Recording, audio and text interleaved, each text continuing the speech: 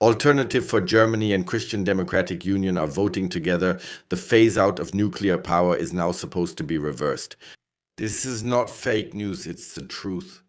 And last but not least, some circles are reporting that they want to have new elections in Baden-Württemberg. For whatever reason, those are the top news stories tonight. Let's take a look at them. And what I've gathered for this, I'll explain to you in this video. The move away from nuclear power was a strategic mistake, says European Union Commission President Ursula von der Leyen, and announces investments. At the same time, internal sources report that they have sought contact with Russia to resume purchasing Russian gas. That was also in the news yesterday. No, actually, that was last week. It seems they've already gotten a bit closer, which Putin himself has confirmed. Well, who would have thought? The highest bidder is supposed to be getting their gas by now, but when it comes to phasing out nuclear energy, and I really feel quite deceived, as von der Leyen actually said in all seriousness. She has actually always advocated for supporting this nuclear power. And they just said in Germany, no, you absolutely have to shut those things down. I mean, are we at the point now where all this stuff is being torn down here? Now there will be new investments, but probably not in Germany. I don't know if you can hear it. Even my cat has a headache and is over there howling after hearing that we have to come back again. Nuclear power is needed in Germany. That's the opinion of Ms. von der Leyen, and it's been that way for a while. One of them is the German Chancellor. In January, Friedrich Merz declared that it was, attention, rhetoric, a serious strategic mistake to phase out nuclear power. That statement would have made me choke a bit too. But what we see here in Germany, even just recently in Bavaria, we see with our own eyes. Nuclear power plants are simply being demolished. Yes, just like that, because they don't want them anymore. If they wanted to keep them, the Chancellor's word of power would have been enough to leave those things standing. Rebuilding the patches and, if necessary, buying new plutonium would all be no problem. Now, during the Iran crisis, they're also able to buy Russian gas again. By the way, it would mean a lot to me if you could leave me a like and a subscription so that we can share this news with even more people, so we can simply say that we're fed up with this politics. And we want a change in politics and to reach many, many more people with that. There is no standstill. We have initiated measures, including the largest tax reform through a huge depreciation package in favor of the businesses that benefit from it. Thank you very much. VW speaks a completely different language today.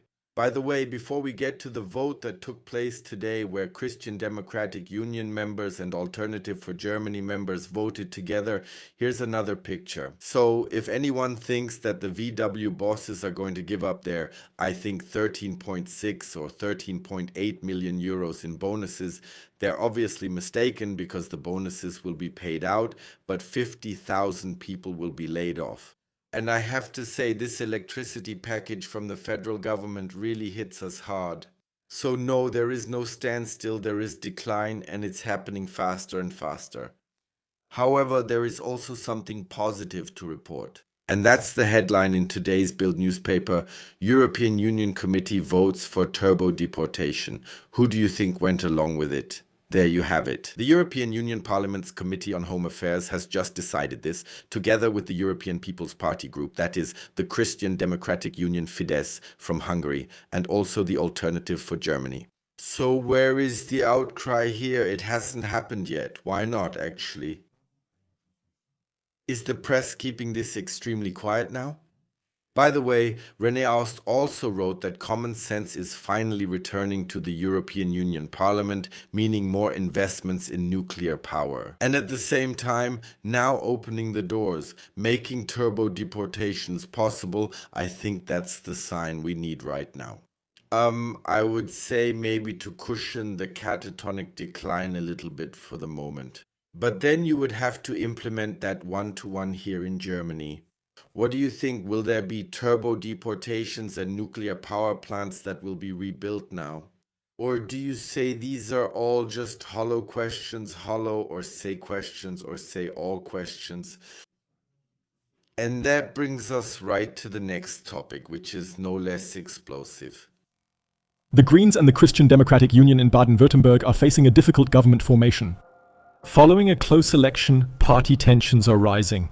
Of course, I called my contacts today and specifically asked, did any of you leak to the press that you want new elections? I would really like to know that, would like to make a video about it. And today I was assured by 3 different sources, no, we will somehow try to form a coalition with the Greens, that we somehow bring stability to the country. That was the general tone from all 3 who worked together very well. No, there will definitely not be any new elections in Baden-Württemberg. However, the mood is so extremely poisoned. This condescending arrogance in the statements from Özdemir surprises us very much. It's essentially a continuation of the Greens' questionable campaign style. I think if they now come around the corner with that vote in the European Parliament together with the Alternative for Germany, and at the same time tell them that we want to build nuclear power plants here again, that there are huge investment sums for that, I think then the mood there will become even more toxic, and I think then the Greens will also take to the barricades. But since this will probably happen before the coalition is formed, I'm extremely curious to see how things will really continue there in Baden-Württemberg. I think someone just picked up the obligatory freshly forged horseshoe with their bare hands. You could already call it an oil crisis right now. In any case, oil is currently pretty expensive. Now, of course, the question is, how is the federal government dealing with it? Not at all, because they're just ignoring this problem. It worked so well for years, so we're just hoping things will get a little better. By the way, leading analysts now estimate the price of a barrel of oil at $164, which would mean a fuel price of approximately 3.10 euros per liter in rural areas. Bloomberg reported this today, and at the same time, Reuters as well. That's it. But I have to say this only applies to the German market, not to other European countries. They are much cheaper. But if you think you can just remove the carbon dioxide tax, for example, there's no chance. That would mean lower tax revenues, which we simply can't afford at the moment because we absolutely have to support Ukraine. That's like flying horses out of a war zone but leaving German tourists behind. That perfectly describes Germany. Horses are brought back and German tourists have to stay. After all, they don't have to work. And again, this isn't about the tax-saving influences. As far as I'm concerned, they can stay in Dubai. But there are really many people who are truly scared and panicking over there and want to come back because they have to work again.